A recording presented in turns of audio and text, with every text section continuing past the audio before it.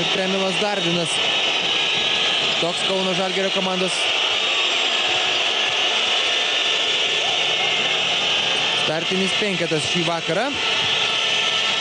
Pirmoji varžovo ataka ir taiklus metimas iš 3 taškų zonos. Kostas Papanikolau, Manzaris, Printezis.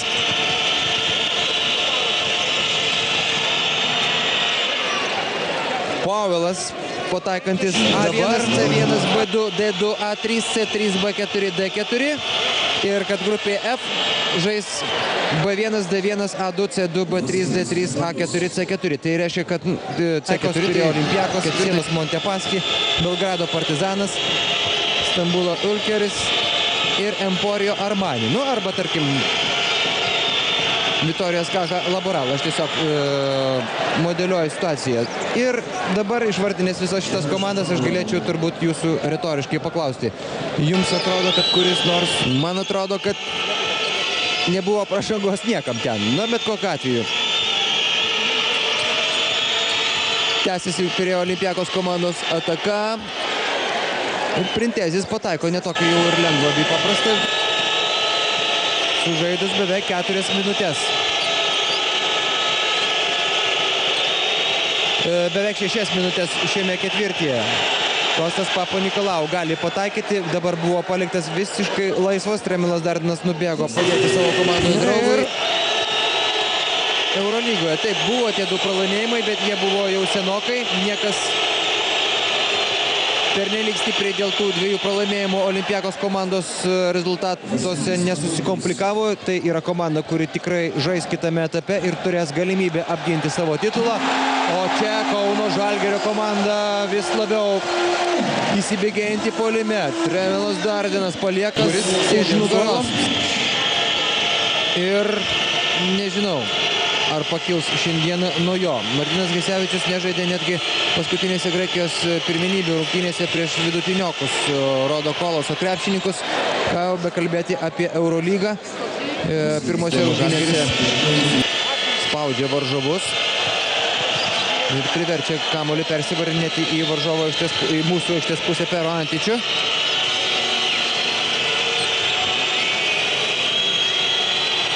Kratos per Piraglų. Ir taiklus šį kartą jo metimas.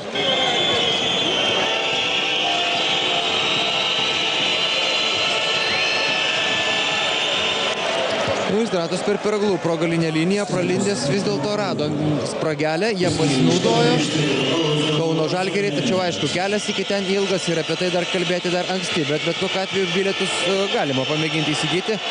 Ką gali žinoti, galbūt jie pabrangs, nors Martynas Gecevičius čia pataiko iš 3 taškų zonos, nors iš tikrųjų net ir startinė jų kaina, man atrodo, pakankamai įspūdinga. Olimpiakos komandai pralaužti žalgiriečių, dėl to jie ir priekyje kol kas. Ir dėl to vien tik tai gynybą kompensuoti to savo nepaties geriausio žaidimo. Labai netaiklus Mindaugo Kuzminsko metimas. Daug tokių.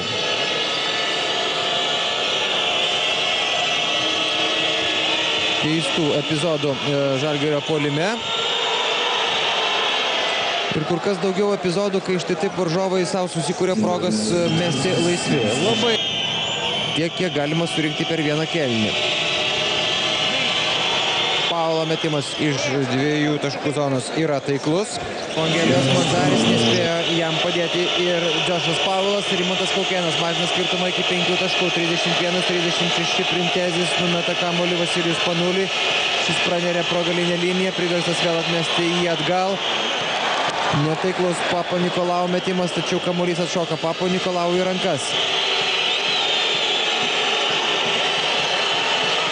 Ir dar viena sėkminga Pirėjo Olimpiakos komandos ataka. Na, nenori būti blogų šauklių, tačiau tendencija nelabai graži kol kas šios dienos rungtynėse.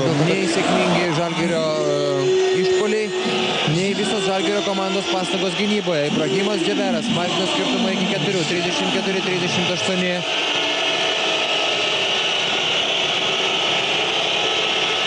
Vasilijus Panulis į baudos aikštelę ir vėl labai lengvai išmaudyti Žalgirio komandos žaidėjai. Viskas toks elementariai paprastai vyksta, tačiau prieš tą elementarumą ir paprastumą aikštelėje žmogus neranda. Martyną Gecevičių. Tikslas liko neįgyvendintas. Martynas Gecevičius pataikė 2 tritaškius iš 3 ir dabar Kostas Papanikolaou pataiko irgi tritaškį. Baisiai dėl to jis yra patenkintas. Kostas Papanikolaou ir Georgijos Printezis. Taigi ketvirtas kėlinys turėtų būti tikrai intriguojantis. Ir gali būti, kad dramos taip pat jame netrūks. Jo labiau, kad varžovai pradeda kėlinį. Gera proga buvo jam, tačiau Oliverio metimas netaiklus. Ir varžovai vėl Žalgirio aikštės pusėje per Peraglu. Taip labai lengvai pašokdino Vytenį Lipkevičių.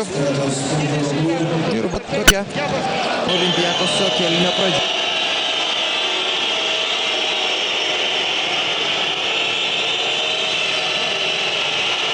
Pero Antičius, jo metimas iš 3 taškų zonos per Kšištofo Lavrinovičiaus rankas pataiko Pero Antičius. Ir galiausiai kompromisas toks, kad pražanga yra abipusė.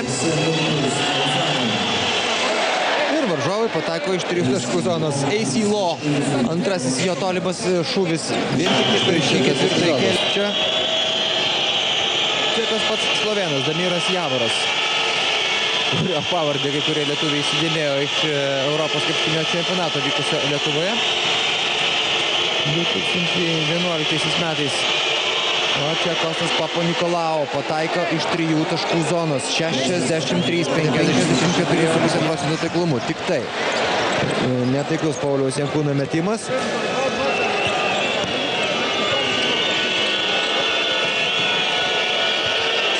Pirmą kartą šį sezoną Eurolygoje varžovai 15 tūkstančių sirgalių akivaizdoje ketvirtame kėlinyje jaučiasi visiškai užtikrintai ir ramiai. Ir tik tai dabar minutės pertraukėlės paprašo Žuanas Plaza. Jo komanda jau atsilieka 10 taškų skirtumu.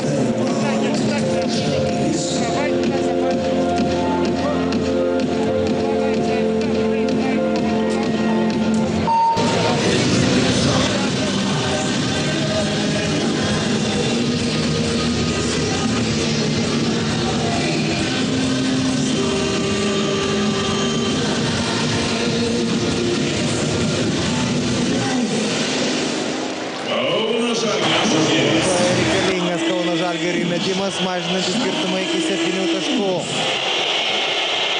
Ne tik tai iki 7 taškų, o 7 taškai yra nemažai. Pero Antičius, Kostas Papanikolaou. Ir vėl kamuolys grįžta prie tritaškio. Ir Vasilis Panulis atstato 10 taškų pranašumą. Tiesą sakant, Vasilis Panulis atiduoda kamuolį Manzariui.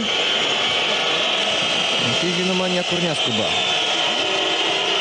Varžovai jau gali ir nebeįmesti. Jiems reikia išlaikyti kamuolį po 24 sekundės. Tai yra uždavinys numeris 1, o jeigu pavyksta pataikyti, tada jau kaip ir šį vakarą problemų Olimpiakos. Ir tai bus gera pamoka. Iš tikrųjų, žaidžiant su tokiais varžovais kaip ir Olimpiakos klubas, negalima pradėti rungtynių pusė jėgos ir dar be to reikėtų nepralaimėti iš tų rungtynių didesnių nei 18